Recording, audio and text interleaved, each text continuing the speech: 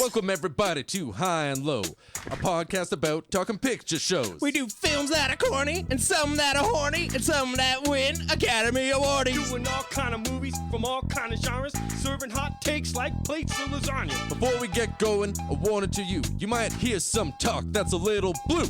We sometimes cuss and we sometimes curse. We like to do it off the cuff and don't rehearse. Now if this sounds like your kind of show, Tune in, Drop out. This is High and Low.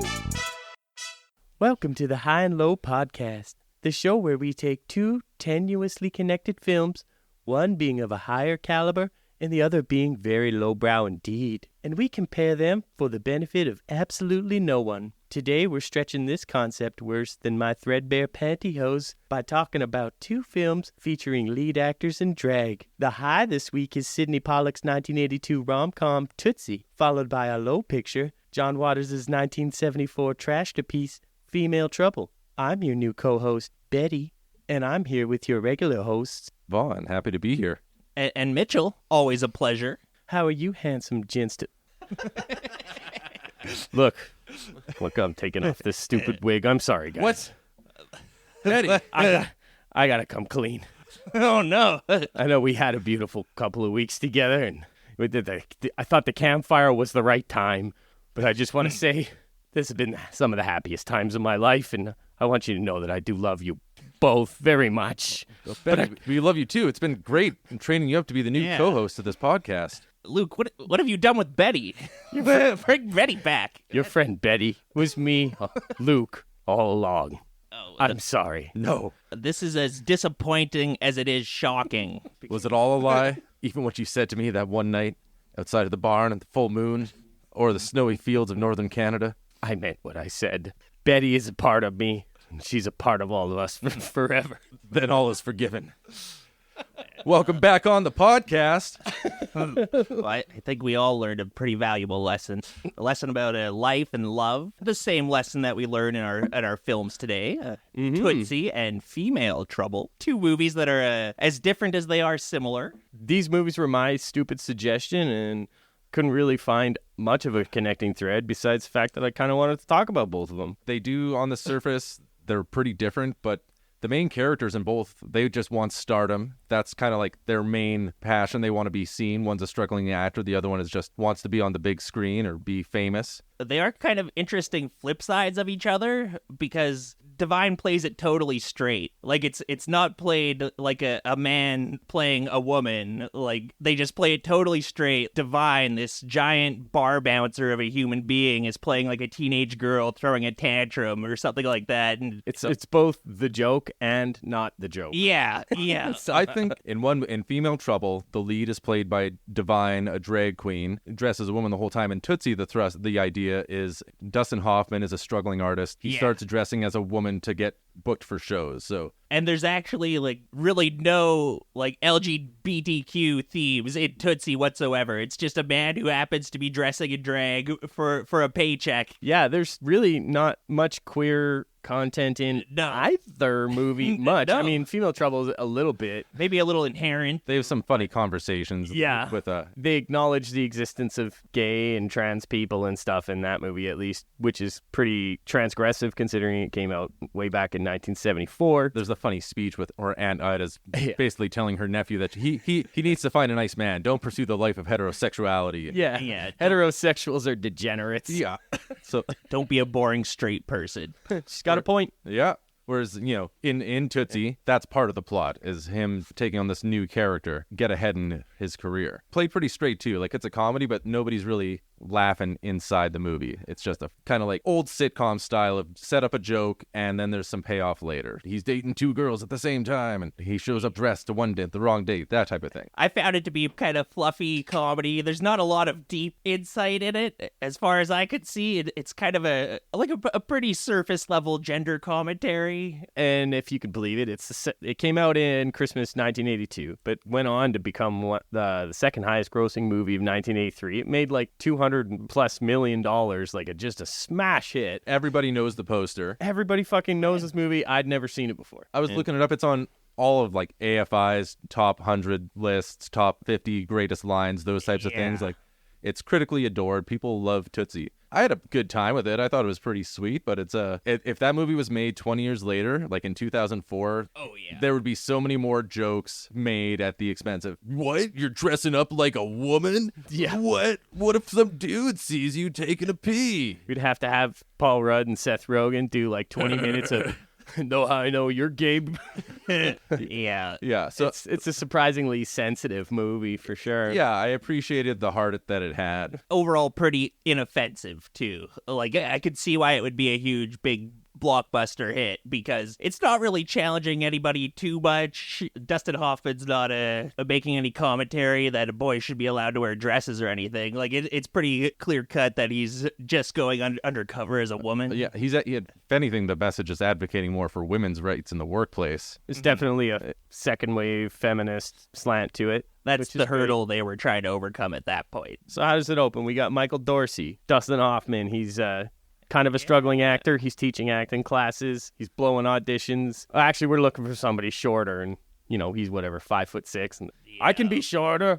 He takes the lifts out of his shoes. Pretty funny. Yeah, he's doing the auditions, and people are talking over him. And I'm having a good time. He's dressing up like a little kid. He's like, "Hey, G, I've got," and just like doing voices that I'm not used to Dustin Hoffman doing. Yeah. Hamming it up in some different ways. He's having fun. He's flexing his actor chops. Dustin Hoffman's actually like that. He's one of these kind of actors who gets really into it. He's probably laying it down the way he sees it. Like, Very method. They go through this little montage, and then he's like, "You got to find ways to work." it's kind of like you guys watch Barry. Yeah, like yeah. Henry Winkler in that show is like Dustin Hoffman. I don't think is a great actor in the movie. I think that's a neat trick for an actor to play that of a very high caliber, to play an actor that's not even necessarily bad, but not amazing. He just doesn't have that it factor that would make him successful. Just a mediocre actor, somebody who can teach acting.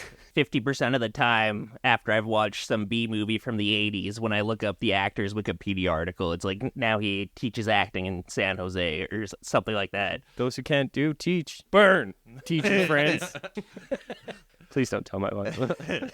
So he goes home to his apartment, and he meets his buddy Bill Murray. Yeah, Bill Murray's his roommate. Is it Jeff Slater? That's so cool. Man, Ooh, Slater. he should be an AC actor. Slater, Yeah. Christian Slater. Jeff Slater, the Slater trifecta. Yeah. Oh, man, you couldn't have that many Slaters on the screen at once. Could you imagine? Well, I don't want to get out of here, Jeff. There's only room for 2 Slaters, me and AC.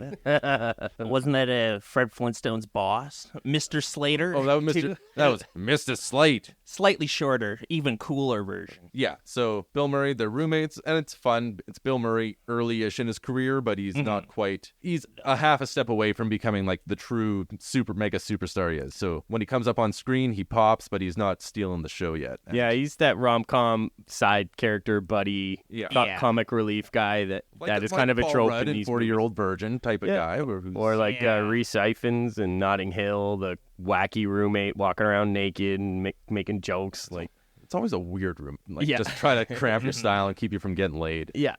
He's definitely doing something of a Bill Murray impression. Like, he's kind of playing Bill Murray as he usually does in his best roles. Yeah, every 2 or 3 scenes he'll pop up just as someone for like Dustin Hoffman to bounce ideas off of, and like to watch Dustin Hoffman try on different dresses and be like, no, that one looks bad. Or that's right, Michael. It's time for me to tell you the next logical step in the story. You need to go out and buy more wigs. You can't take this contract. So they're roommates, and Bill Murray is a playwright, and Dustin Hoffman, he has only found success acting in plays outside of, like in Syracuse, like outside of New York City proper. And so they're trying to raise $8,000 so they can put their play on. He wants to make it big, but also he's kind of happy doing that. And Michael got a bad reputation of being difficult to work with. We find out early on. Much like Dustin Hoffman. He's famous for walking off sets. I don't know. Is Dustin Hoffman like At that time, apparently a lot of that stuff is kind of like based on his... I think he's a bit grabby. I think I heard so a little touchy. On and the same drive with over Bill here, Murray, too.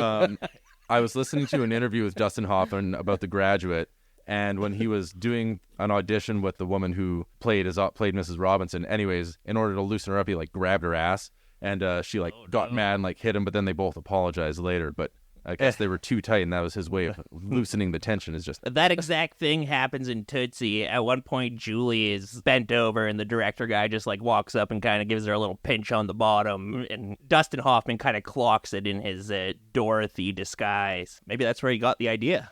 Yeah. Maybe I should pinch every woman's bottom.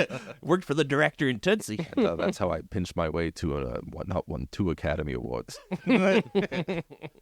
So we meet their other friend. So all of their friends are pretentious, self-obsessed actor types. Yeah, it's the New York acting scene in the 80s. And one of them is Teri Garr, and seems to be unlucky in love somehow. She's fucking Teri Garr. She's beautiful. She's just so incredibly timid. In everything she does, she's just like so meek and timid and just shrinks away. She's a shrinking violet. Just going right in on all the actors right off the top here, but man, like Teri Garr, I love her. She's one of my favorite actresses. She's so fucking funny. Her comedic timing, excellent. She's great in everything I've ever seen her in. She was great in this. I liked her a lot. Off the top of my head, I can't think of anything else I might have seen her in. Young Frankenstein, The Conversation, Close Encounters of the Third Kind, Ghost World. That was one of her later parts. She came down with multiple sclerosis some years ago and retired from acting. Just a gem of a person, one of the funniest actresses I think ever.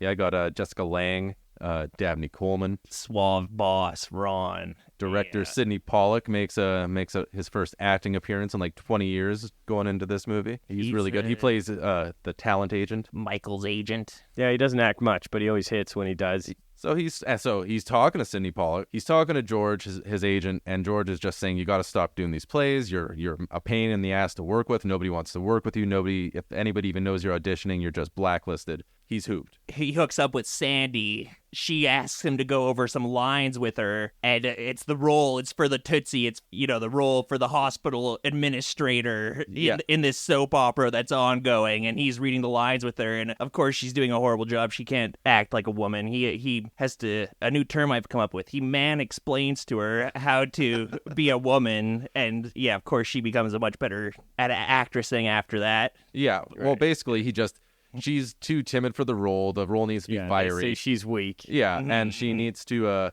He basically is like, think of someone you hate. Think of someone you hate. And he's just kind of like getting her riled up. Yeah. And I'll pick you up tomorrow, and I'm going to enrage you. Who am I going to see before the audition? I'll pick you up in the morning. He's like an actor whisperer. I love it when he goes to see Sydney Pollack too, and Pollack's on the phone. He's, "Michael, hang on, I'm talking to the coast." And he's like, "This is a coast too. New York is a coast." There's 2 cultural hubs. Pollack is like the grumpy police chief on him. He's like giving him shit because nobody wants to work with Michael anymore. You're not nailing any of your auditions anymore. You haven't worked in months. I don't get any pay. I don't get any pay. I don't eat. Half a day over schedule is a tomato because you wouldn't sit down. No one does a tomato like me. I did an endive salad that knocked them off their ass. Like I could play any vegetable. I could be a cucumber. There's some really funny dialogue, and everybody in this movie has great chemistry. Yeah. That's definitely the strength of this movie, I thought. It just a sort of naturalism to the performances and everything. And it's all tied together with some beautiful 80s jangly, inspirational, motivational synth saxophone music. It reminded me of the Ebert and Siskel theme. Totally.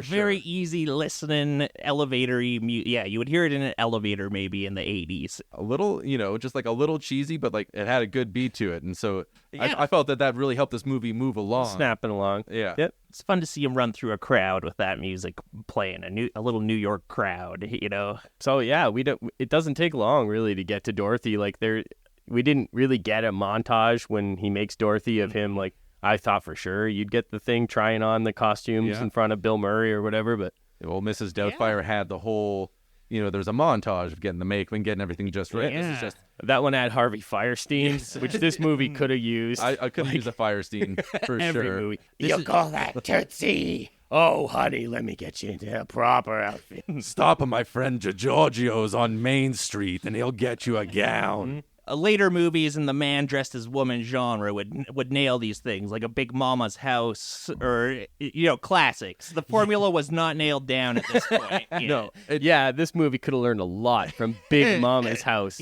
too. we were discussing earlier, there's not a fart or belch in this movie, which was one of the greatest disappointments. Why even call it Tootsie? Waste of a good title. Beans in the musical Fruitsies. Why'd you call your movie Tootsies?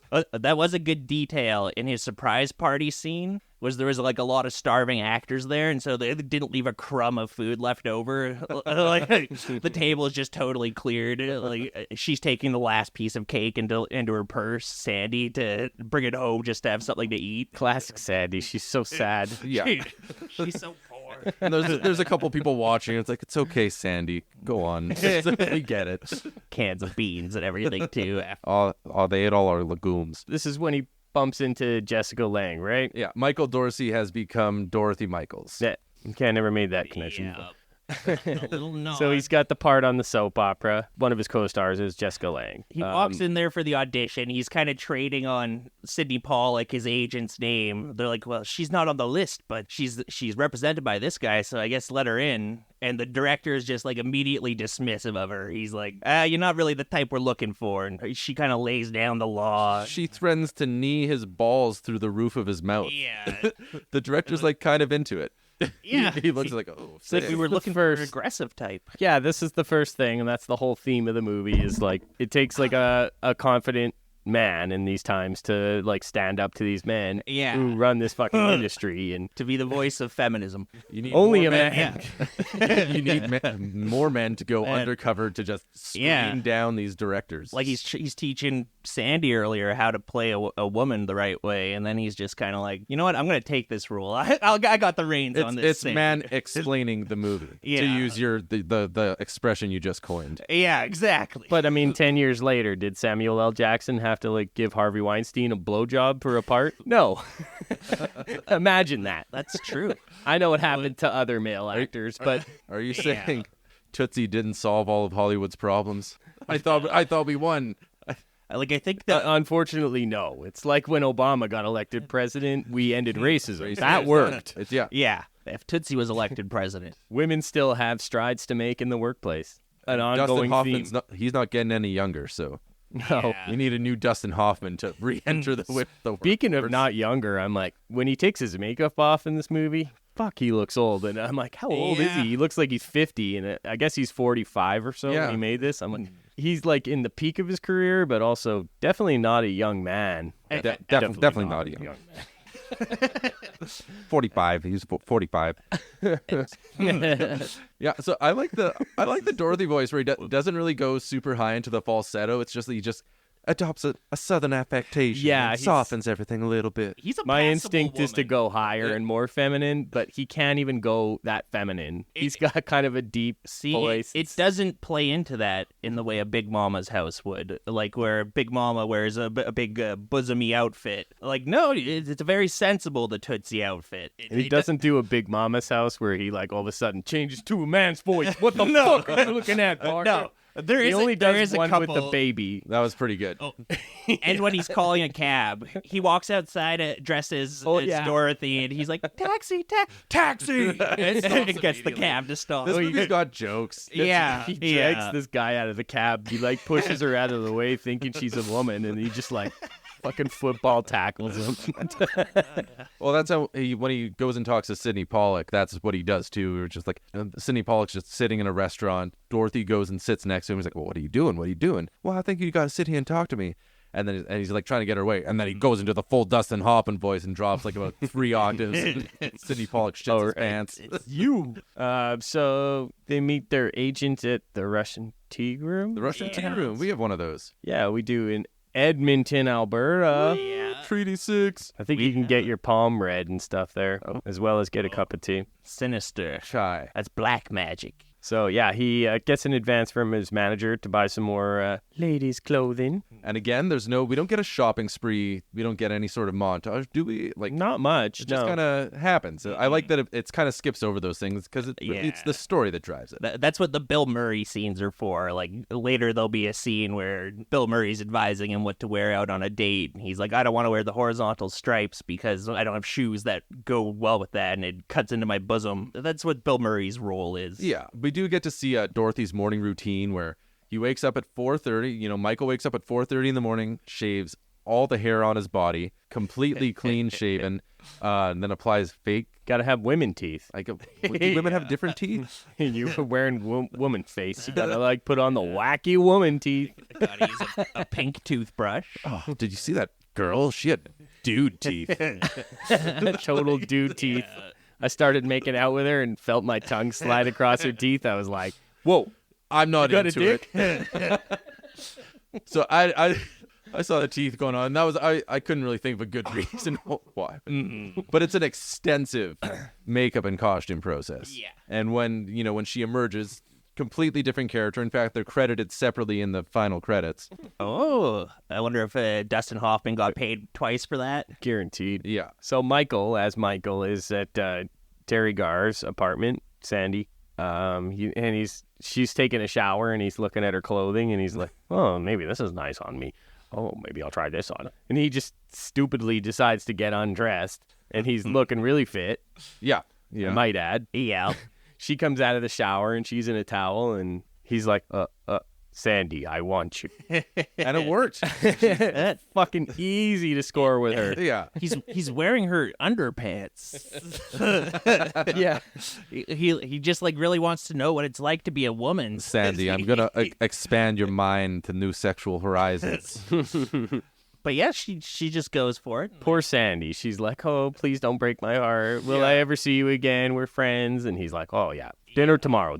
I promise I won't miss it.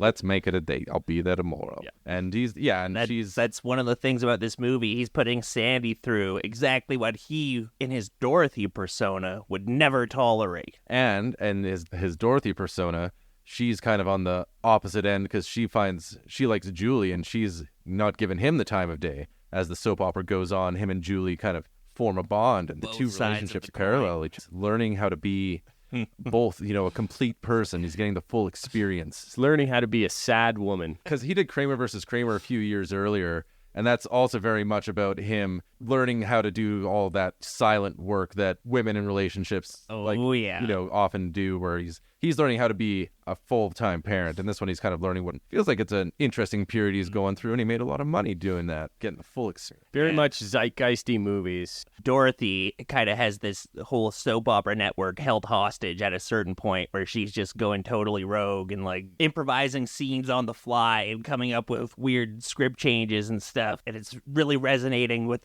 the crowd. So she's just got like total control.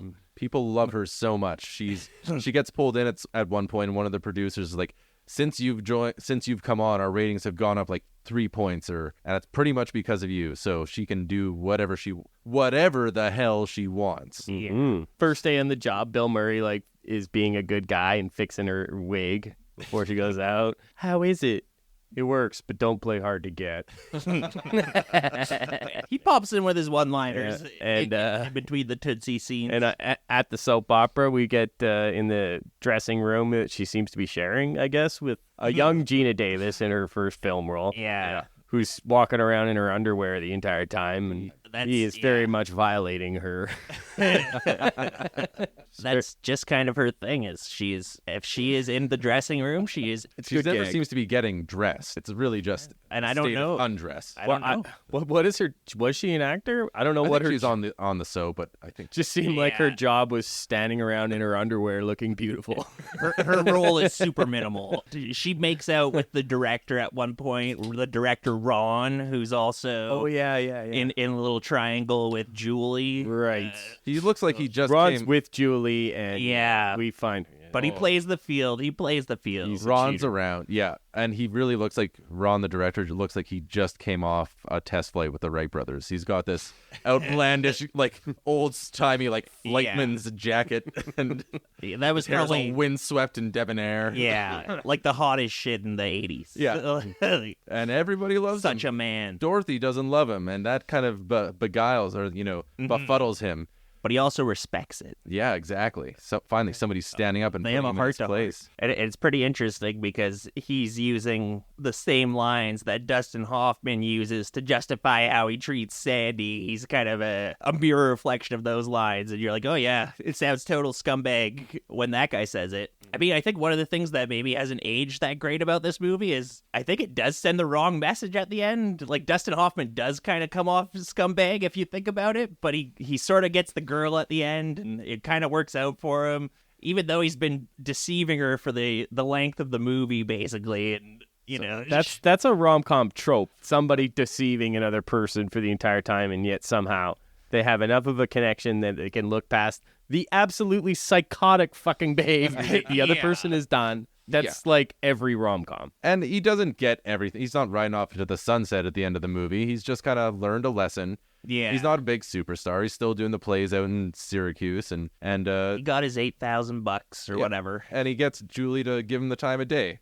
I thought it was a pretty nice thing. But so Dot's working with this guy John, is one of the other actors on the show, and he's some older guy, hotshot piece of shit. Dr. Smooch and Face or whatever. Yeah, and he's got some scene where he's supposed to kiss Dot, and Dot doesn't go for it. After they finish rolling, then he goes in for a kiss anyway, off camera.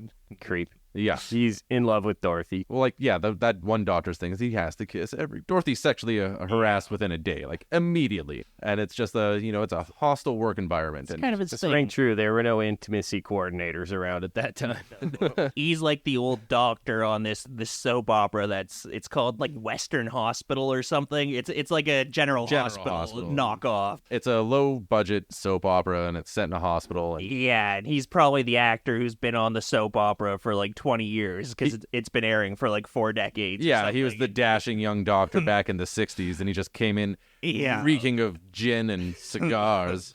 He was the epitome of masculinity back then, but he's pretty washed up and checked out now. He always needs to read the teleprompter to know what's going on. He doesn't have the script memorized. Yeah, it's total hack. Everybody on that soap opera was reading from the teleprompter. It was pretty funny. Except for when Dustin Hoffman as Dorothy would go off script and go Which rogue. was often. It's kind of a low blow for this new Hollywood movie with these hot director and actors and everything to take pot shots at working actors in soap down. operas. Especially when the main character is a struggling actor who would fucking kill while who is trying to get on a soap opera. Well, he's one of the good ones. So most of those people on those things are hacks, right, guys? It actually made it look like an incredibly stressful experience because it's just all go, go, go, and they give you your new lines every day. Oh, yeah. Yeah, and if they don't get him on the first take, they got to send him out live. I wonder if that's going to come in at the end. We only gave ourselves 30 minutes of lead time. Here at the High and Low Studios, we do it live. Yeah. We're professionals. We're not hacks like the people in No. Western General whatever. Hospital. This ain't a soap opera. Yeah, we get a bunch of scenes, like a montage. Dorothy's becoming a sensation. We get the director going, push in for a close-up on Dot, and Dot and the director at the same time are like, not too close. Yeah.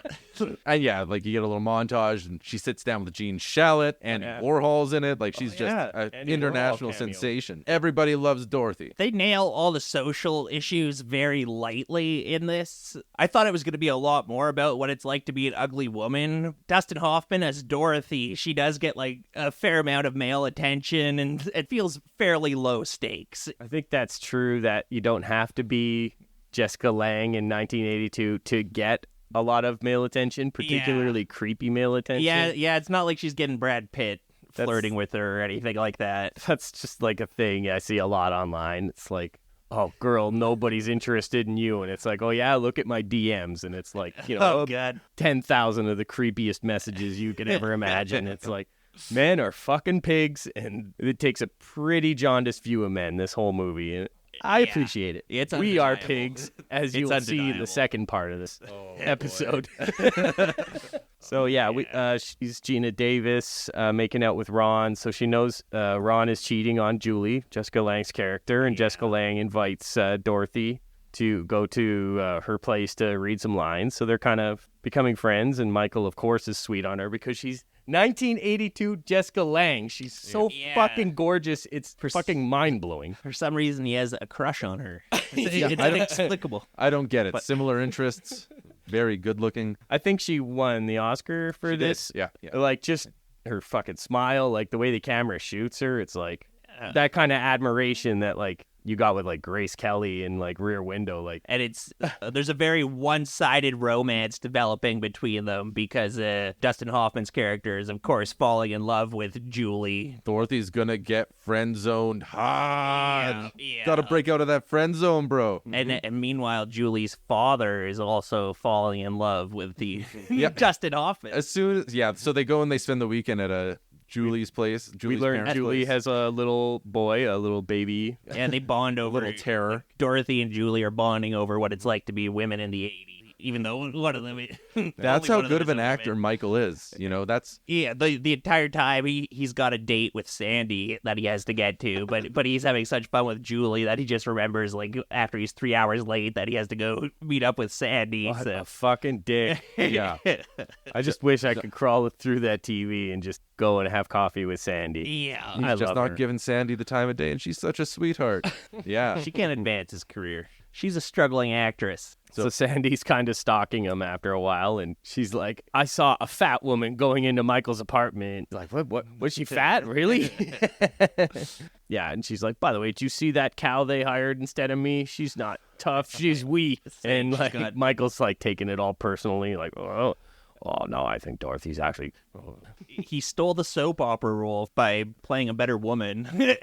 Yeah, but it's a tough world out there, you know? Yeah. There's no friends when you're in the trenches like that. Oh, no one could blame him. But yeah, now he's in the classic sitcom scenario of having to defend himself who got the role and at the same time kind of sympathize with her. Well, and soon, I don't know when it happens, but they go to Julie's parents' cabin's place, and soon he has to also fend off Julie's dad, who's sweet on her, and he's just dropping all sorts of lines like, out on the farm, things are simple. Bulls are bulls, and roosters are roosters, or something like that. Dorothy is put in a bed with Julie to stay in her childhood bedroom all weekend.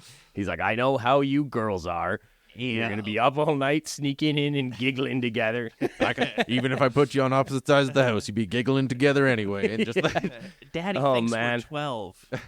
And you guys ever had to share a bed with like a platonic female friend before? And holding in farts? And imagine you have to pretend you're a woman.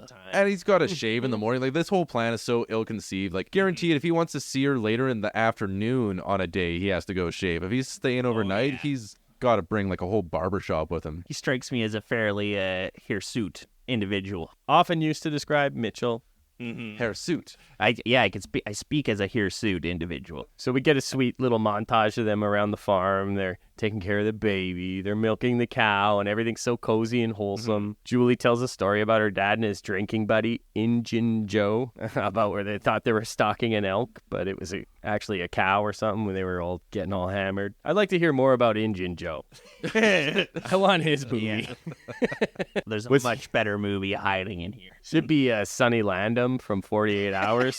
That's who I imagine as Injun Joe. But he's just going on a tear. Yeah, it's like a 12-inch knife going through the forest, stalking people. Stalking the predator. They thought it was an elk, but it turned out to be a predator. Well, at least as Dorothy, the predator wouldn't mess with Michael. Predator would be like, oh, that's a harmless woman. But if Dustin Hoffman takes his shirt off, he'll see those six-pack abs, and he'll be opening fire. It's an open season on Dustin Hoffman. See, I thought that what you meant is that the predator wouldn't even mess with Dorothy because Dorothy's so sassy and in your face, and she just knee the predator's nuts right through the roof of his mouth. No, never. He'd be like, no, I'm out. She would set him straight right away. Be like, that is not the right behavior to have in this environment. It would never get to the fisticuffs level. So if I'm ever being stalked by the predator, I'm going to put on my Betty costume.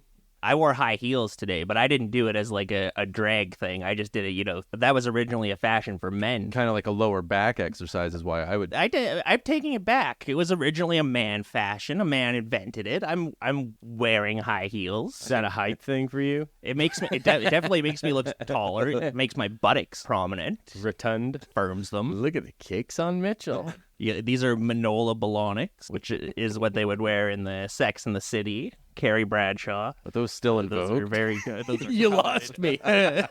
Coveted high heels. I think you can wear high heels. I think you should. Okay.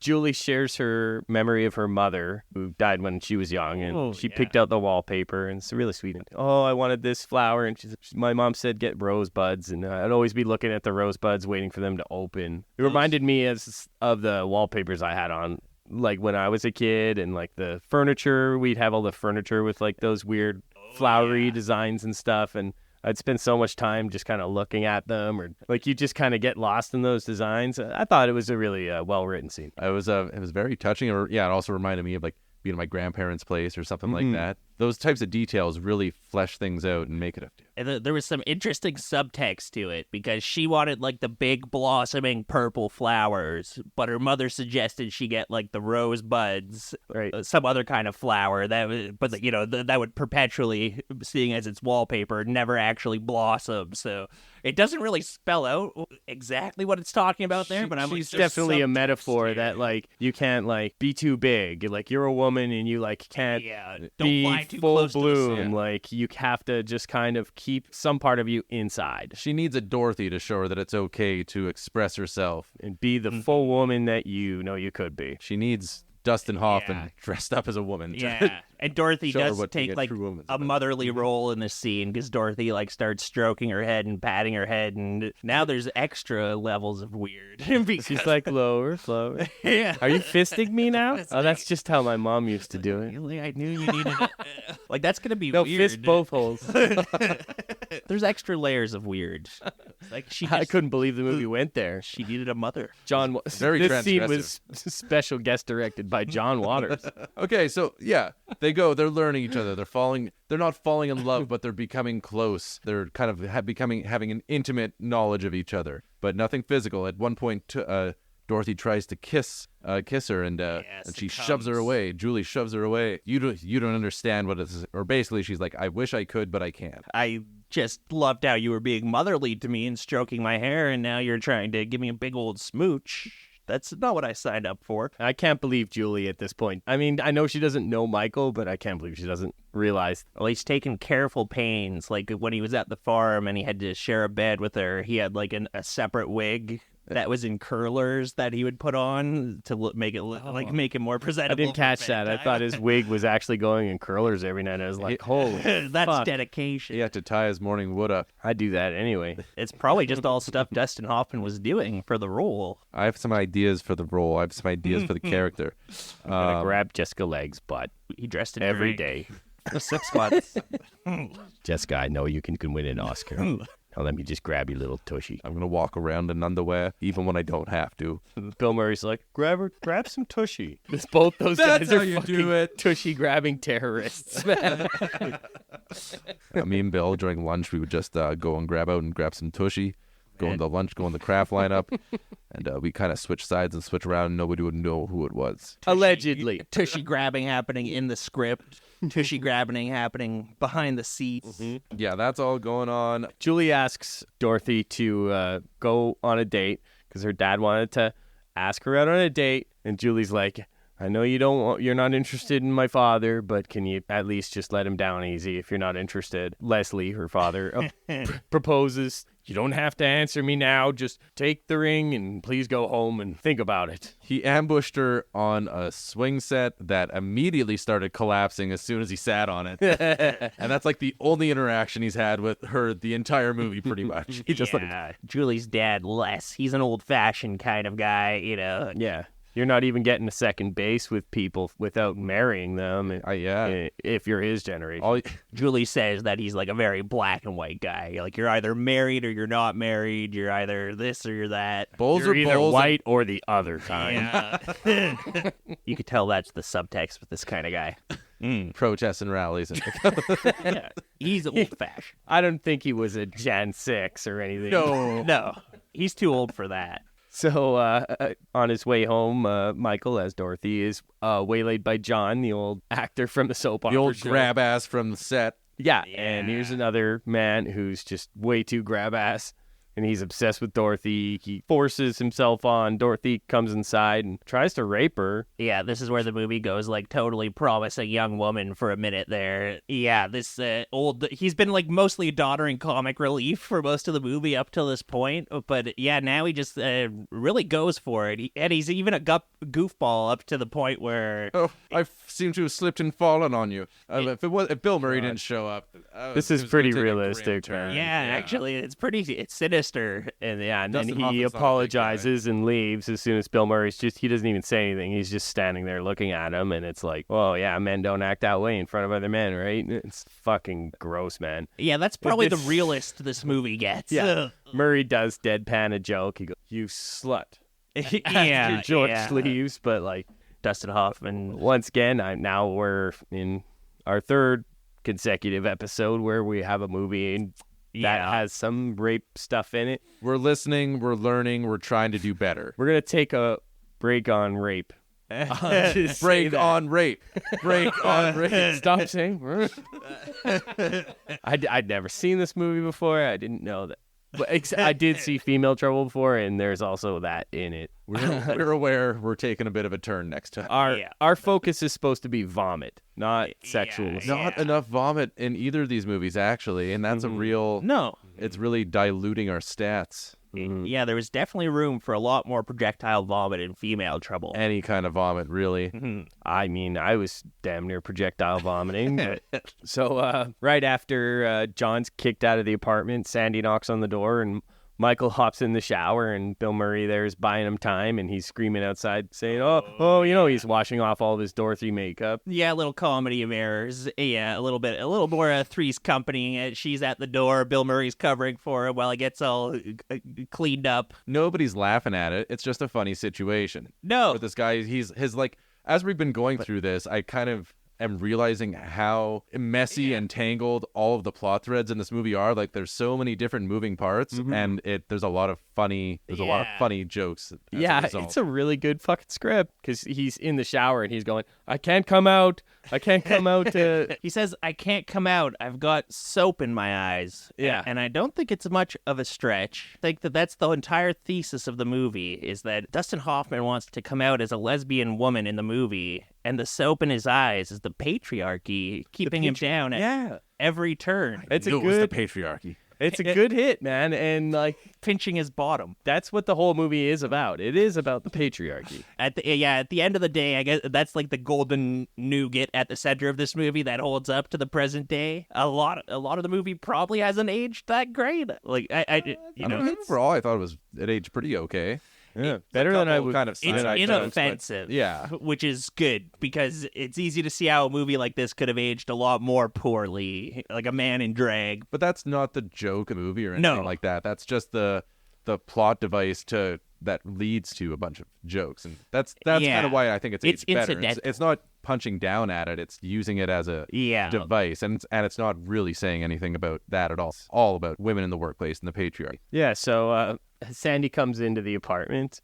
She's mad because Michael's been ghosting her, and he's like, "Oh, what do you want? What do you want from me?" Like, sorry, I got you some.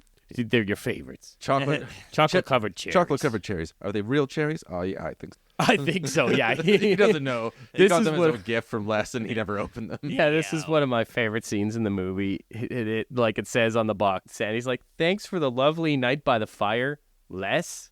Who's Les? It's a man, and she's like, "Why is a man thanking you for a night by the fire then?" My mind's a blank. And she's like, "Are you gay?" Both of them have such good comedic timing. Their chemistry is so fucking funny. And this is the scene where he breaks it off with her, right? Like, he breaks it off, and she takes the chocolates. The sitcom-y aspect has run its course here. Yeah, this one's tying up. If this were a Big Mama's house, they could have milked that for, at least a couple more scenes of hijinks. But if it was Big Mama's house, she would walk in on him dressed with like just the head on. Totally dressed with the rest of the costume. Missed opportunities in Tootsie. So Dorothy's back at work, and she has a present, and she knocks on Julie's door, and she says, Julie's like, I can't accept this present. And she's like, it's for Amy. It's for Amy. Please take it. It's for Amy. And then Julie's like, look, Dorothy, I really love you, but I can't see you anymore, and I don't want to lead you on. Yeah, she's breaking it off. She's kind of... She thinks Dorothy has the lesbian crush on her. Yeah, and she doesn't want to lead her on. That's the mature adult thing to do. And she has also broken off her relationship with Ron because Dorothy taught her that it wasn't for her to have that kind of relationship. Yeah, she doesn't have to date assholes. No. Once again, Dustin Hoffman explained her the right way to have a relationship, and she's better off for it. Yeah, but she's not into it. And so they're going their separate ways. And also, leading up to this, we found out that people love Dorothy so much that her 1 year contract's been extended another year. And there's no way for Michael to get out of it. He has a little sit down with his agent, and like basically there's no way. And I don't really understand what type of contract it is. Like, you can't just quit a show. It's like you'll be shot. Sorry, Dorothy, if you walk away, we're going after your family and all of their neighbors. Drag them out to the Universal backlot and just execute them and throw them in a mass grave with the little munchkins from Wizard of Oz. Yeah. There's a lot of skeletons in that. Yeah, all these tiny skeletons that just shoot you in the head, drop you in there. Yeah, it's some like weird legal fiasco where this contract had an option for an additional year that the studio could spring on Dorothy. And it's a one-way option. So it really does sound like the other option is a bullet to the head. It's called the plot device option. Don't worry, the second plot device option might free Dorothy from her shackles. They're shooting their last shot, and there was a mistake, so they're gonna have to do it live. Some idiot spilt celery juice on the film. Yeah. Just celery juice. It's disintegrating. Which is like something like a sketch comedian or an improver would come up with, like off the top, just to be like, why do they have to redo it and shoot it live?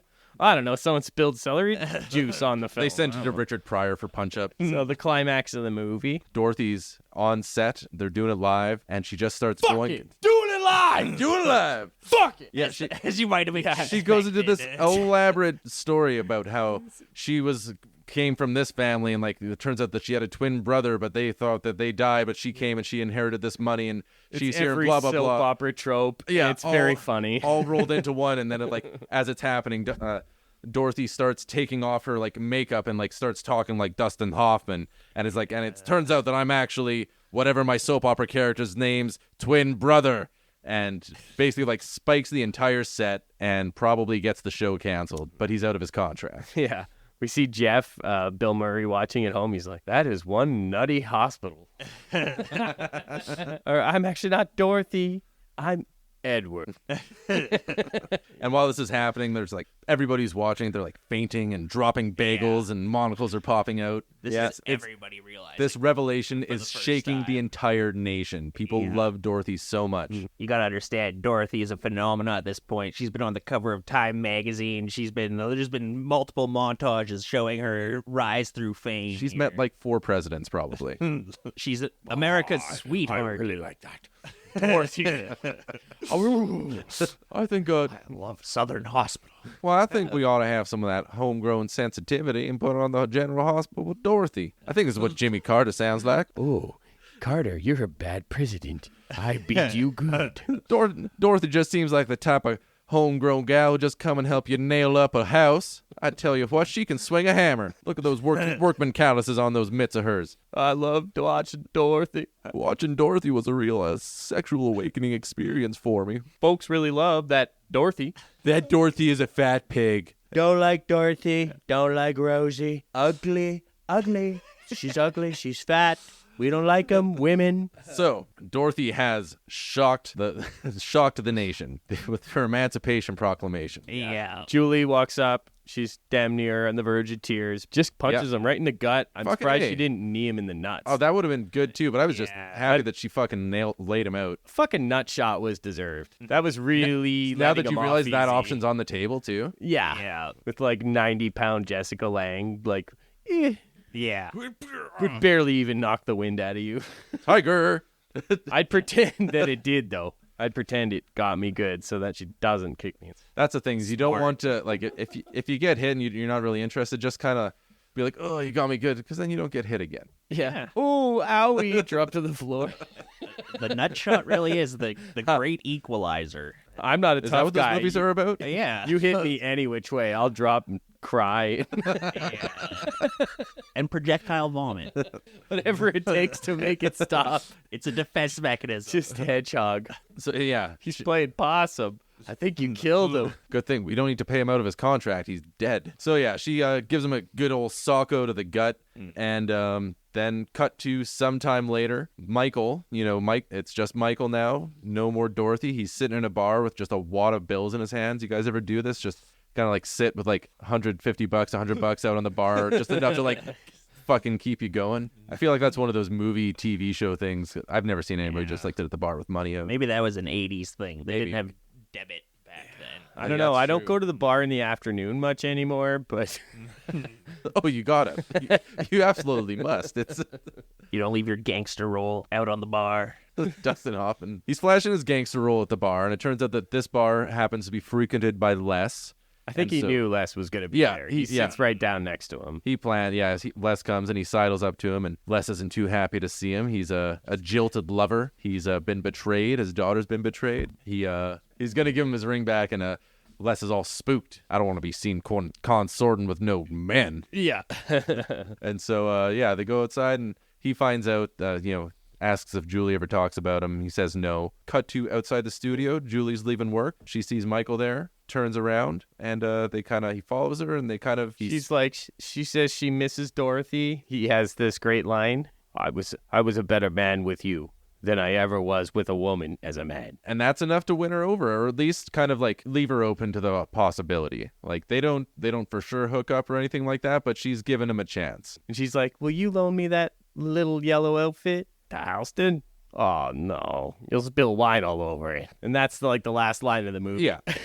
she's willing to maintain a friendship as long as she has access to Dorothy's wardrobe. Walkout freeze frame, super sappy. I didn't like the song they had in this movie at all. Stephen Bishop, I get it. original song for the movie. Apparently it had a lot of critical acclaim. It was nominated for the best song for The the song's Academy. called It Might Be You. It's very maudlin. Yeah. Not for me. It's better than Frank Stallone, but... By a long shot. By a long shot. All right. Well, that's the movie Tootsie. Pretty fucking good. I don't know. I was laughing. It had a lot of jokes that landed. Very, very funny. Yeah, it's nothing too crazy or subversive, but it's just a great, solid comedy, and I think it's really anchored by kind of almost an Altman-esque dialogue sort of sense to it, and the performances. Amazing cast. Yeah. Yeah. Everybody had great chemistry. Well shot. All the things. All of it. I think it's time to transition to a break. I'm going to powder my nose. I'm going to maybe put some curlers in my wig. And What'd you do with that sexy broad Betsy? I'm right be a here. fiery dynamo and catapult myself right to fame. Right to be the biggest star next to Michael Jackson at this time. I'm ready for my close-up. So yeah, we're going to take a little break, and we're going to be back with a little bit of female trouble. Let's all go to the lobby. Let's all go to the lobby. Let's all go to the lobby to get ourselves a treat. Misa no Qui-Gon Jinn. Misa have female trouble. Misa needs the cha-cha heels. Misa kill my family. Pretty good divine. This week on High and Low, we're going to get a little sleazy today. We're talking female trouble. You hear me? You feel me? Oh, yeah. Let's bring out Divine. I Put your hands together, man. Lots of troubles. Welcome, Divine. Female troubles. Lyrics by John Waters. Oh, yeah. Sung by Divine, I think. Better than that other song. Man, that other song was a limp noodle. So we're talking 1974's Female Trouble, directed by John fucking Waters. How familiar are either of you with John Waters? Luke, I think you've probably seen the most. I've only seen a couple. Good friend Robert, he recommended this movie to us very strongly. Last time we had a bad movie night, he's like, oh man, you guys gotta watch this movie. You gotta watch this movie. You're gonna fucking love this movie. And I'm like, okay, old man, take it easy. Robert, this is for you. We watched the fucking movie. Funny movie. I liked it a lot. I've seen a couple John Waters pictures, his later stuff. Cecil B. DeMille or Cecil B. Demented. Crybaby I've seen probably about a dozen times on TV. Oh, yeah, that was always on TV. Yeah. But I never actually sat down to watch. It was okay. Johnny Depp? Johnny Depp. It's the Johnny Depp musical. I know you're a huge Johnny Depp fan, especially now. Big Depp head. That was Especially on, after the deposition. Were we planning to go deep on Depp sometime? We're going to go deep on Depp at some point in the future. Mm-hmm. But take out a couple of Depp titles from the depot. from the depths. Fire a Depp charge. Stay wired for the depth charge.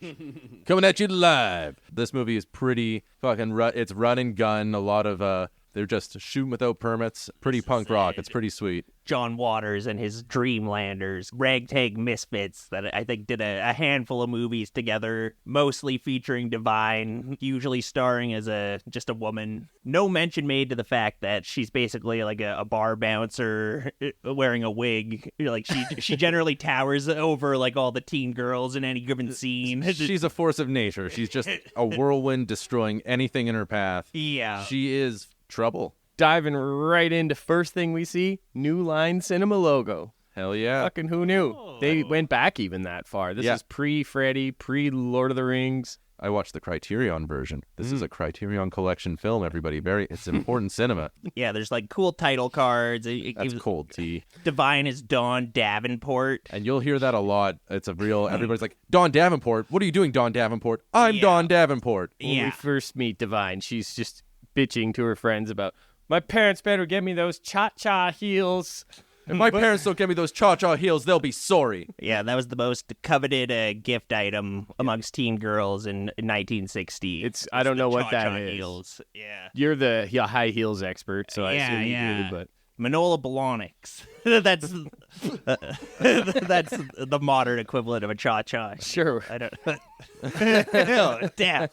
So it's Christmas time, and they're getting ready to get the fuck out of school, just like in last week's Jack Frost. And she's smoking in the girls' room with her friends. In the girls' fuck school room and fuck homework. Yeah. She's got the down with homework vibes. She's got her beehive haircuts. They're her the bad girlfriends. girls. They're the bad girls. Yeah, they were the type, though. They would graffiti like skull and crossbones on hair dryers. They eat a hoagie right in the middle of class. She eats a hoagie, and boy, this other girl just tries to throw her under the bus, and she gets chewed out, and like the teacher's like, I know holiday season's coming, but how about a pop quiz right before we go out? And everyone's pissed off, and Don's sitting there eating that giant meatball sub. Teacher, Dawn Davenport's eating a meatball sub. I am not. And she's been passing notes. Yeah, and they get into an argument, and then the teacher like slams like, from your appearance, you never stop eating. And Yeah. It's over the top. Everything's cartoonish. And then she's writing notes on the chalkboard like Bart Simpson. I will not eat in class on the blackboard. And it's played totally straight, just Divine, this giant, bald man. I love it is when very playing large a man. teen girl. like everybody just accepts it, like in A Wet Hot American Summer in that prequel when it's a bunch of like 4-year-olds playing teenagers. Yeah. When it was already funny, when it was a bunch of 30-year-olds playing teenagers. And, Yeah. like everybody's just like into it, and this movie had that vibe, and it was great. You don't need to fake it. We don't need CGI. Yeah. No. I don't need them to try to make Robert De Niro to look young in The Irishman. Just give me 80-year-old Robert De Niro. I just graduated high school. At 80 years old, I got my GED. I'll buy it. The actors are good. Divine's good. Yeah. Robert De Niro's good. They're Equal caliber actors. Divine is great at playing Divine. I think they studied together, So it's Christmas morning, and Dawn's parents didn't give her the cha-cha heels. and all hell breaks loose. Yeah, she's stomping on her parents. She throws she pushes the Christmas tree over, and like, I don't know if she kills her mother, but she's like definitely I've fallen, I can't get up. It's such a funny cut because you see her fucking knock that tree over, and then her mother's laying under it, and like she's unconscious under the tree, just like eyes closed. Her dad is screaming, "You devil! You devil!" as she rampages. She's screaming and I crying. hate you. Fuck you. Fuck you. Fuck you. Fuck you. So it's on all board. the better seeing Divine, like again, massive man dressed as a woman, just throwing a teenage girl tantrum and not just destroying the entire house. And her mother just crying, not on Christmas, not on Christmas. It's a good Christmas movie. All you like basic bitches watching Die Hard. Here in my house, we watch Female Trouble on Christmas. And so she runs away from home, and she hitchhikes, and then the surly guy Earl, who's Divine not Truck in drag, driver. yeah, Yeah. comes around and picks her up, and then just takes her to this like Dirty mattress in a ditch. yeah, it's the place where all the dirty mattresses go. There was like it was like mattress land under a bridge. Just pick which one you want to fucking. Yeah, it's like just go make to out town on. point or something. It's so beautifully rendered. Like, it just takes you into the world of trash immediately as soon as she leaves her home. It's just everything is dirty mattresses and disgusting freaks. Yeah, with Yeah. just shit-stained underwear. It's just Yeah, so gross. just immediately throws her down on this shitty mattress and takes her to Pound Town. And yeah, you got the big brown skid mark on his ass as you see him pounding away on her. And here's some interesting editing because She's it's like taking his wallet. yeah, while this is happening, it's a really long sex scene. Just it goes and goes, and it's Divine on Divine, and there's some really interesting editing going on. And yeah, she's robbing him, and it's just She sneaks his wallet out while they're making love. yes, sweet tender, So- sweet tender, Yeah. stained mattress love. It's so depraved for 1974 or even today. It's now we cut and she's pregnant. Yeah, she's pregnant. She's Her daughter Taffy was They conceived. conceived a beautiful child. so this baby was actually the baby of one of the cast members. The woman who owns later on, Dawn will go to work at a hair salon, and the woman who owns the hair salon, this is actually her baby, fairly newborn. They smothered in stuff, and they like made an umbilical cord stuffed with liver sausage. It was like condoms stuffed with liver sausage. Yeah. And so like she's just like raging, and she's like births a baby and like takes a chunk out of the umbilical cord and spits it aside. And I guess the mother's mom was coming to town, and she was on set the day that happened, and that was like the first time seeing her granddaughter. Really?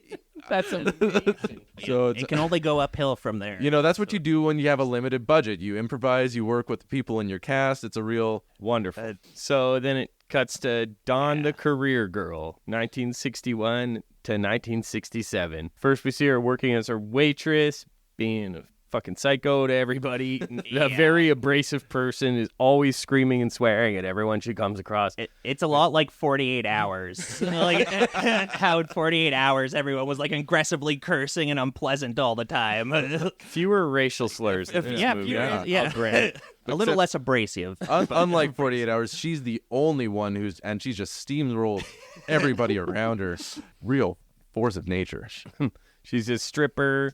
She's also a hooker. She's and her and her couple of her friends, Chiclet and Concetta, they're robbing her old drunks and lifelong stuff. friends. These Yeah. were her friends that she had in high school that she was smoking with in the hallways, and they'll stick by her side throughout her crazy journey. Yeah, so it's 1968, and that's when her early criminal career is taking off. Yeah. She's got Taffy, little baby Taffy was her little girl that she had. She's now, I don't know, like 8 years old or supposed to be, but she's actually played by like a woman in her 20s. Yeah. Clearly, she's jumping rope and loud and cursing and swearing and, why don't you send me to school? And she's like, well, can't you just sit there and look out into the air? Isn't that good enough? Divine calls Earl. They chained Taffy to the bed. Yeah, as punishment. I locked her in the room. I beat her with a car aerial. What else could a loving mother do? Yeah, they call her a lot of hard R words, retarded. Oh, yeah.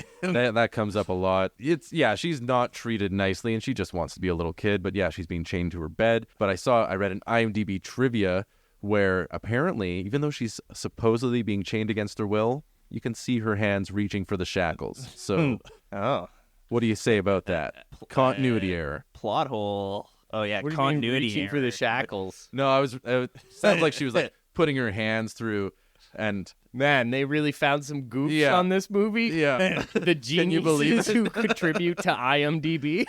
I was shocked at the Those shackles weren't actually hardcore long. investigative journalism that publication's pumping out. Not bad. Fuck, what was the budget on the movie? I'd like to know. $25,000. Okay, well, that's Not like bad. 5 eraser heads. They made it work. And it's done Gonzo style, and Lots of scenes in like John Waters' apartment. Little ways that you can cut corners and save some money. Dawn calls Earl, who is Dawn not in drag, and the father of Taffy, trying to get some money. And she's like, "You made love to me on Christmas." That sentence in no way describes what happened that night. But... That's a classic Christmas story. it's the Christmas conception. Right? That's it. He's like, "Ah, fuck, you're never gonna." He doesn't want any part of it. He's like, I don't want to. I think he actually. I don't want any part of it. The phone rings, and he's like, "Oh, fuck, the phone's ringing." And then he Fuck answers off. it, and he's like, yeah. He's Nick Nolte for 48 hours. Finally, we meet Aunt Ida. So when we first meet her, she's a large, middle-aged, she's very unattractive woman.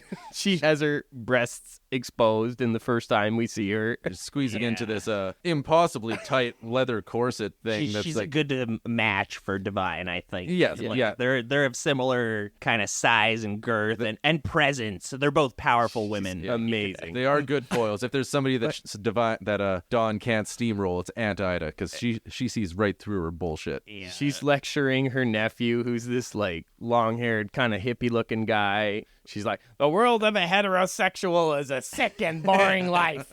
Well, why don't you find yourself a good gay man and settle down with that?" Yeah.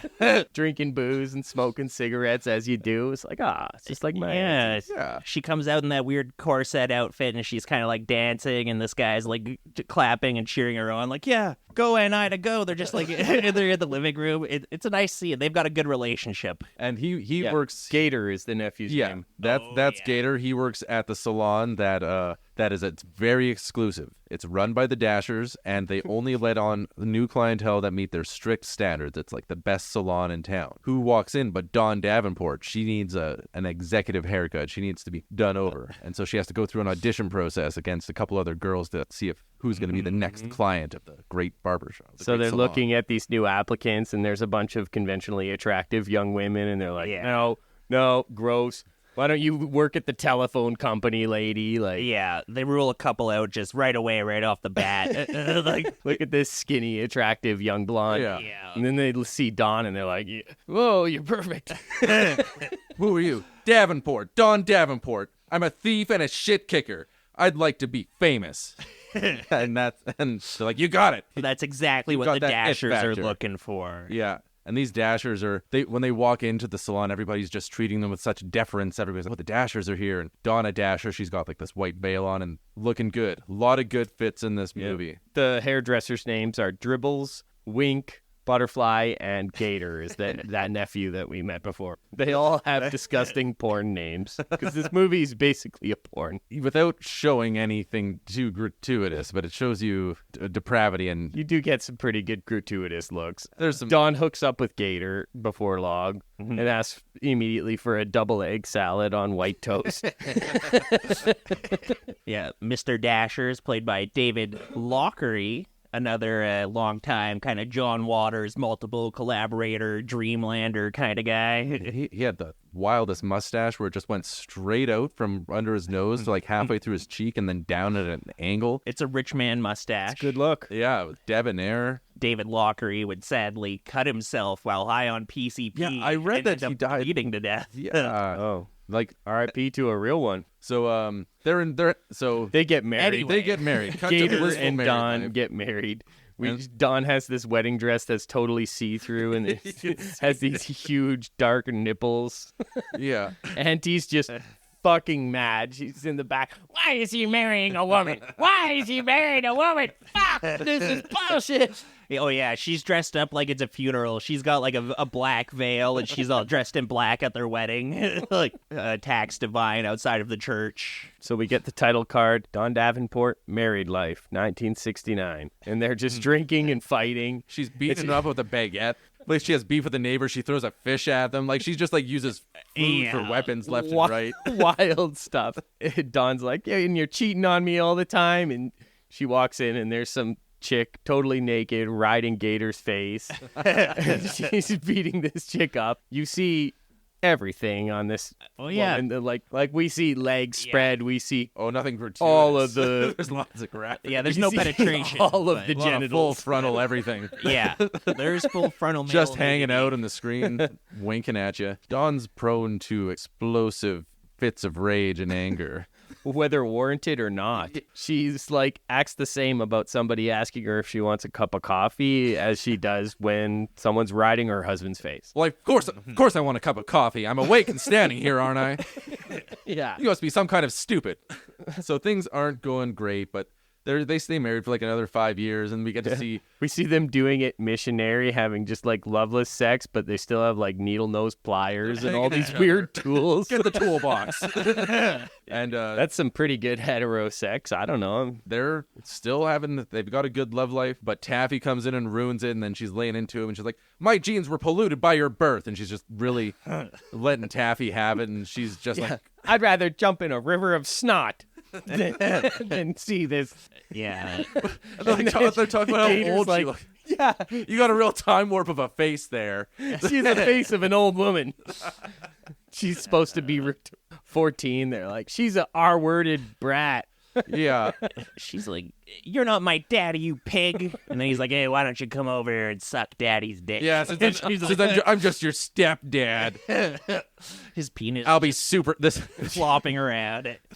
She's like, listen to some funk music, hippie. Give me some $10. $10. What are you gonna spend $10 on? The guy who's He playing puts a carrot. He Gator. stuffs a carrot in her mouth, and they start fucking again. But then she never forgives him for the carrot. She gets real mad about the carrot, and that's kind of what spurns her on to divorce. Yeah, that's where the line got crossed. Apparently, for some reason. So she goes into the salon the next day, and the Dashers are there, and they have a proposition for her. They want to start.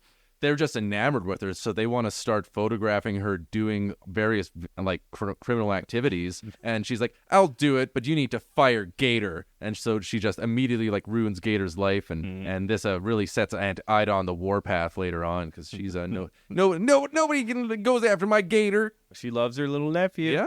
Yeah, he keeps saying now that he's going to the car industry. Industry. Detroit. I'm gonna go work on the car Industry. the car industry in Detroit. And Don's like, I don't know what the big deal is. Money's so easy to get. I don't know why anyone would work. We are upper echelon cat burglars. Burglars. Yeah, they're high end. Says, Ugh. Yeah, she's back in the salon. I'd like my hair done quickly and quietly. She's pulling off this sheer outfit. She's just wearing outrageous outfits the entire time. It's all great. I love Dawn. Yeah. The Dashers want to take pictures of Dawn. And she's like, oh, you want like naked pictures? And they're like, no, we find sex absolutely repulsive. We want pictures of you doing crime. Yeah, they're kind of like Andy Warhol weirdos or something. Like they're just like looking for their perfect subject to photograph, and they're kind of weird, blonde, kind of albino-looking people, and there's something slightly off about them. We have a beauty experiment, Don, and we think we want you to be the subject. You know what I like about this movie is it doesn't feel at any point like it's actually trying to say anything. No, it really just seems like a series of funny vignettes that are just kind of smashed together. And Yeah, it did remind me a lot of like a South Park or something. Like it just, but without the message. Yeah, with even South less Park of a always message. puts a message in where it's like, well, these people are dumb, but also these people are dumb. It's like, no, Yeah. female trouble, like, Which is part of what doesn't makes it even so care. funny. Like it doesn't have any kind of message about drag queens or anything. It's just like, here's Divine. We're not drawing attention to it. It doesn't really have any kind of like gay LGBTQ message, even though John Waters is gay. It's just kind of just like, here's this really offensive movie. it definitely doesn't attempt to like make the LGBTQ community like more No. acceptable in the mainstream. It does nothing to promote their worldview or their lifestyle. Like, No. it gives no fucks, and that makes it so cool in my opinion. Yeah, I think it's basically just a straight up satire of like the girl delinquent movies, which I think that was a genre at some point. It must have been. That's outside of my wheelhouse. We're We'll too have to delve stupid. into that. Yeah. some girl delinquent stuff, Yeah. female trouble, girl trouble, lady problems. So we cut to Taffy, and she's playing Car Crash. How many in, times like, have I told you not to play Car Crash inside? This is funny as hell. It's the way she acts it out. She's like, oh, he's lost his head. She's got and a she's severed spraying hand and a ketchup bottle. This was more actually a props. game that John Waters used to play as a boy. He would play Car Wreck. So Divine's disgusted. I don't give me back those props for your morbid little games. And now she's like, I don't want to seem overly bitter, but I'd appreciate if you destroyed all of Gator's belongings. I'm a free woman now, and my life's ready to begin. And then in the meanwhile, Aunt Ida's kind of comforting Gator. They're just kind of having a little conversation. And this is where he decides he's going to go work on the auto industry in Detroit. And Ida really loses it. He's pissed. Gator, no, no! She's like on the ground She's like a writhing. toddler having a temper tantrum. No! And like the camera stays on her for a while. Don't, Gator. That's the thing with this movie is that the camera just stays on a lot of things for a really long time, whether it's like some guy's just like dick hole from like a foot away, or a guy's shitty ass crack as he's having sex on a dirty mattress. It'll just hold that for like John Waters 15 knows seconds to capture the magic Yeah. when he's got it on his camera lens. Gator knocks on Dawn's door and he's like, here's something to remember me by, and he sucker punches her. That's the end of Gator. Yeah, he's off to Detroit. Off to bigger and better things. Yeah, and so is Dawn Davenport, because she's off to dinner with the Dashers. Yeah, she's got a big black eye from Gator. A little nice going away present. They like that. Yeah, that's Yeah. right up their I love alley. that. They're into violence and crime. That's what they love to capture on. They're like, want some spaghetti? And she's like, we rarely eat any form of noodle, but I'll take a small portion with cheese. And then Taffy loses it, throws the spaghetti on the wall. Dawn breaks a fucking chair on her. And she goes, my daughter is retarded. Child psychologist told me to beat her unmercifully. And then Aunt Ida storms in with a beaker full of acid and just throws it in Dawn's face. There's an acid attack. This whole scene is one of the craziest scenes in movie history that I've seen. It's something else. Like The escalation is off the charts. Yeah. it goes for the. Just keeps getting better. It goes from a noodle dinner to acid attack. I don't even know if the camera cuts. It's so. And then of course, so she's in the hospital, and then the doctor is like, my disgust will be reflected in your medical bill. Watch it, doc. I sue and bruise easily. Yeah, the doctor's insisting that Dawn needs plastic surgery after this acid attack, but the Dashers know better. There's like, no. You would be amazed at what makeup can do these days, Doc. You don't need plastic surgery to be beautiful. You don't need plastic surgery to be famous. They talk her out of it. Everybody from the salon is there, Dribbles and the whole gang. It's like Dribbles is like, Dribbles here. I hope that fart of a doctor hasn't given you any troubles. Yeah, but they all say, yeah, They're all just it's very heartfelt. They're all giving their support, and she decides against the plastic surgery. They do a photo shoot in a mermaid costume, and they present Auntie Ida in a cage like a bird. She's being imprisoned at a. They've completely redone Dawn's apartment. It's all red everywhere, and Auntie Ida's just all caged up, and she's just been living in prison there since they kidnapped her as a present, as a gift. And Dawn Really nice present. It was very nice, and they give Dawn like an axe or something like that, and they chop Aunt Ida's hand off. Dawn gets her revenge on Aunt Ida for the acid attack. Yeah. She's living in a dream. She's got her digs that are like done up real fancy, like for a star befitting of her nature. And the Dashers really get her. She's living. She's getting paid to do crime. That's got what she always wanted. Her face is all deformed by acid now. It looks like she dipped it in a bowl of oatmeal and just kind of like lifted it up and let it set. It looks like Tommy Lee Jones' Two-Face. Yeah, but yeah. Or like the man without a face. She's becoming more of a star. Yeah, she is. Everybody loves her, and they start injecting liquid eyeliner into her as well. Oh, I missed that part. Oh yeah, no, they like fully. So as like part of her beauty regime, the Dashers have like suggested injecting herself with liquid eyeliner, and they actually like shot Divine up with something on set. I believe it. Yeah. Yeah. Divine does all of her own stunts. She's like the Tom Cruise of the 70s. They used a real needle on her. Yeah. Yeah, I was wondering. She'll do a backflip and hit herself with a fish and eat dog shit. She's the greatest entertainer. her own Yeah, stunts. she does it all for the love of the craft. Even if nobody asks, she'll do them. So Taffy's running in, and she's upset, as always, screaming and yelling, wondering who's her father all of a sudden.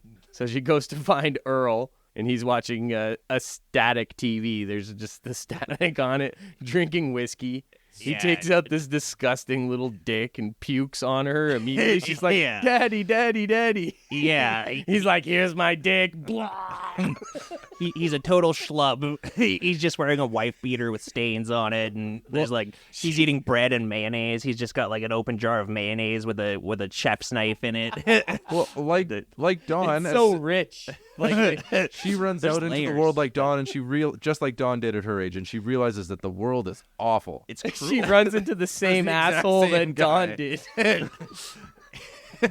Oh, Same disgusting freak. I just feel so bad for Taffy. yeah. He makes a She pass. wants to at go to her. school. More than a pass. Yeah.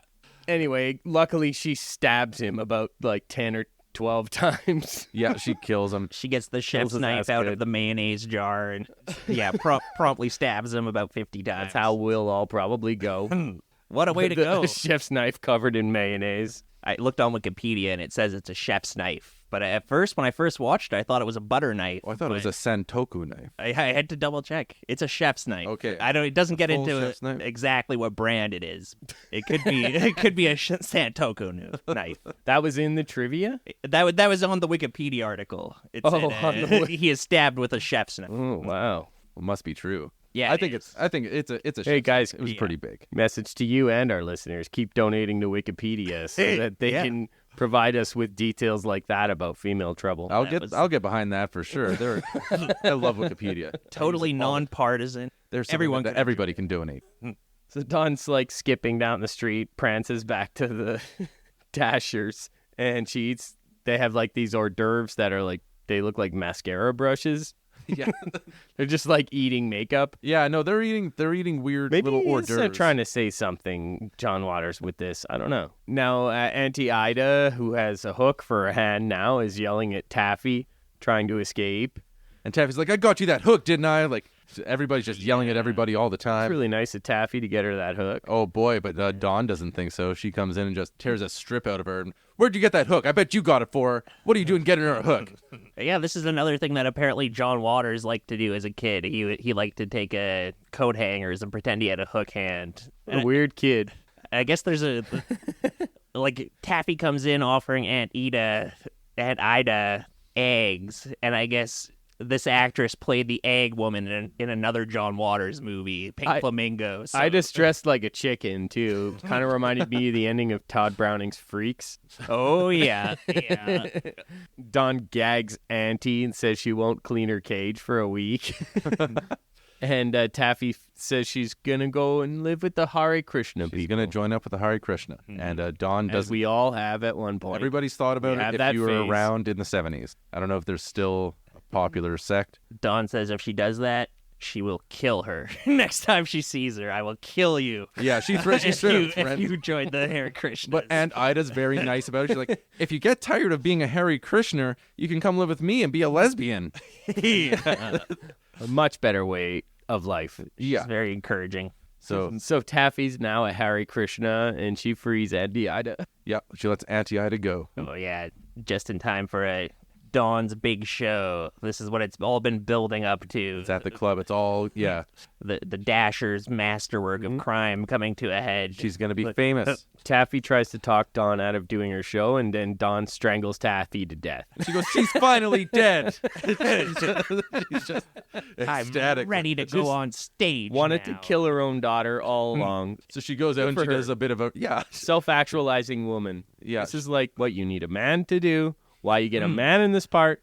They're not scared to go for what they want. That's what it takes to skyrocket to the top of showbiz, baby. Yeah. You got to strangle anybody who's in your way. It's way more empowering this way. She's on a trampoline. It's a real variety show. She's ripping a phone book at one point. Yeah, I guess this is actually just Divine's act. She Like puts Divine's some fish stage in her show. mouth. She's like rubbing fish on her so crotch and fucking- throwing it at people in the crowd.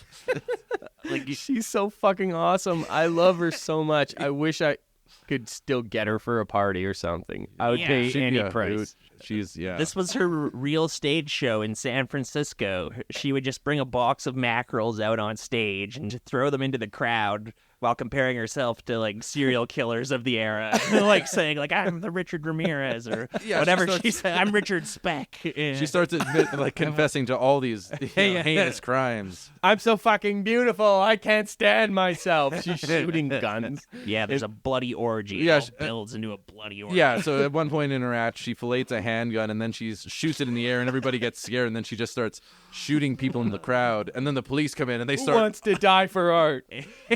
Yeah. It's a total crowd stampede scene. Yeah, they're all trying to get out, and the police are at the top of the stairs with shotguns shooting random people in the crowd. Too. The police just get unloading you know. indiscriminately. Crowd's trying to escape, and the cops are there with 12 gauges just unloading on people. They're restoring the order. So now Dawn's on the lam. She's running and she swims across a river and looked like she kind of came a little close to drowning. It's a long scene, and it's a big river, and Yeah. we see her swim all the way across. And that was Divine that actually did it, and I guess they did Definitely. it in like one of the shoulder seasons, so it was pretty cold water. There was sleeting that day, I'd read. and then she's apprehended as soon as she gets across to the other side anyway. Well, she's living in a lean-to for a while. Then they sick the dogs on her. And they get her, and so then She's in court. gets her day in court. Her hair and makeup still looks fabulous, except for her horribly scarred face. All of her friends have turned on her, though. Yeah, everybody that she knew gets called up onto the stand, and they all testify and just talk about how horrible of a person she is. The Dashers say that they, they weren't in on the crimes. They just happened Totally sell her out. Yeah, They're like, we'll testify if we get total immunity. And then the prosecutor, the judge is like, yes, you'll get total immunity. Total They immunity? really nail it home that there's going to be total immunity. their immunity is total. Prosecutors like, this is one of the most savage crimes ever perpetrated by a single history in the history of the state of Maryland. It is a sordid and sickening case that can end in only one just verdict. Guilty. Sentence her to die in the electric chair. We get Auntie Ida, too, on the stand. Yeah. She just tells the truth. She just tells the true story of what happened. And Don's was like, in prison in her objection! apartment." Witness is senile! Overruled. Yeah. Well, she does conveniently leave out the acid attack. Yes. That really paints her in a better light. The jury all laughs at Dawn. Dawn's going on a rant saying she's one of the top models in the country. This is like the only time in the movie where people have actually had a normal reaction to all the crazy shit that's going on. The entire movie, everyone's just been kind of feeding into this fantasy that she's like this beautiful top model and everything, and this is just like the stark reality. All of a sudden, she's not entirely surrounded by freaks. Yeah. She's in a courtroom filled with just like normies or whatever, So, I mean, the jury finds her guilty. She killed her daughter and she shot a bunch of people. I guess you can try her and find her guilty for that. She's sentenced to die in an electric chair. Her lawyer does take a pretty good approach where he's going for the insanity plea, which this might be the one case where you would think that would probably work because Dawn is definitely insane, but They are not taken too kindly to these queer folk. no. So But she's on what do you death mean? row This is and just a she's teenage girl. I don't. There's no. she's on death row and she's having sex with one of the other women there. The prison guard's like, okay, lesbians, I caught you. Bumping pussies is a violation of jail rules. Dawn's living it up. She loves it in prison. She's like, she's totally ready to die. She's running the joint, and she's fine. Looks like she's an okay famous. place. Yeah. For her last meal, she wants 2 veal cutlets. And they bring her 2 veal cutlets, but then she decides she's just so excited to go die that she doesn't even want them. Doesn't even want them. No. Can't wait to die. And- Fucking Dawn Davenport's so badass. I love her. Yeah, she lived the an crowning uncompromising life. Oh, And- so punk rock. Yeah, and then she goes up to the electric chair and gets zapped. And R.I.P. Dawn Davenport. Beautiful. Bravo. Yeah. End of movie. End of movie. End of cinema as we know it. So that's 1974's Female Trouble. What did you guys think? What movie did you like better? I think, honestly, I'm a Tootsie boy. I like them both, but Tootsie Boy, Tootsie over Boy here, just huh? it had that polish, and I appreciate it, and it was nice, and it's nice to see a good Dustin Hoffman performance, and in that one you get two, not one Dustin Hoffman, but two Dustin Hoffman. Oh, thank you. That's very kind of you to say that about me. I'm a female trouble boy. No, I thought Tootsie was pretty good. Like it was a great straight ahead movie, a good comedy. It had a little bit of commentary on gender roles and stuff like that. But I thought Female Trouble actually felt insanely relevant to modern times. Like that kind of Instagram influencer pursuit of fame clout. Like Dawn is kind of on a quest to get fame at all costs, whether it be through an acid attack or robbing a bank or shooting into a crowd of people or what have you. So I thought there was that kind of weirdly modern twist on it. But yeah, I got to give it to Female Trouble just because I thought a really hilarious movie. I haven't seen a movie like that in a long time. The thing it reminded me most of was something like South Park, just in the irreverence, but just a little more aimless too, just taking shots at everything and going there. Big time going there. For me, this isn't even close. Like, I love Female Trouble. Dustin Hoffman and Bill Murray and all these creeps and these big box comedies. Like, it's just not for me. I mean, I really liked Jessica Lange and Teri Garr. But aside from that, Tootsie's not the movie for me. It's just weak sauce. There's no juice there, really. I mean, yeah, like it did everything well. How do I put it? I just think Female Trouble's big middle finger to the entire world, especially the world of cinema and actors and all pretension. It just throws everything out the window and whips it in the face with a big fish or puts a big dick or a shit in its face. I fucking respect the hell out of Female Trouble and how punk rock it is. Divine is such a performer. In my opinion, she's more entertaining than Dustin Hoffman, who's so up his own ass. Yeah, she And actually lives. frankly, a fucking creep. I don't know. For me, it's an easy choice. Female Trouble all the way.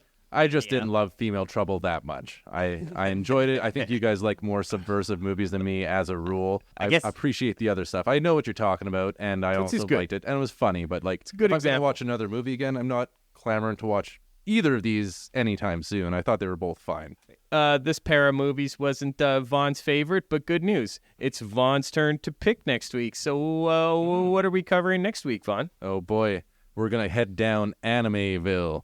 We're gonna cover 2008's Speed Racer, where the Wachowskis are out, and it's their first post-Matrix outing, so we get to see what they did there. And then the following year for the low, I've never seen this movie, but Dragon Ball Evolution from 2009. It's a live-action Dragon Ball adaptation, and I think I am not going to be super stoked with it, but I think we're gonna have some fun. I haven't seen either. Oh man, Speed I don't know Racer's shit about either. I just recently franchise rewatched either, Speed Racer earlier this year, and I love it. It's just start to finish, it like a real visual feast and just like a real cohesive idea that just goes. I'm excited that you get to watch it the first time, and we'll see what you think. I hope people are fisting each other and Non-stop with flyers face and riding. smacking each other around with fish. Okay, maybe this movie's in my lane then. I mean, I don't think it's going to be a Big Mama's house where there's fisting and belching nonstop, but I think so. I think this pair of movies, we'll see. It might keep watering down our vomit meter numbers, but I think it's really going to drastically increase our like sexual misconduct numbers oh no, quite a bit. Well, like in a good way. It's going to bring those down too. 'Cause, okay, yeah. okay, yeah, that's like golf where you want a low. yes. Let's avoid the sexual. Yeah, let's try to get Misconduct below next par. All right. So till next time, I'm Vaughn. I'm Mitchell. I'm Luke. Bye.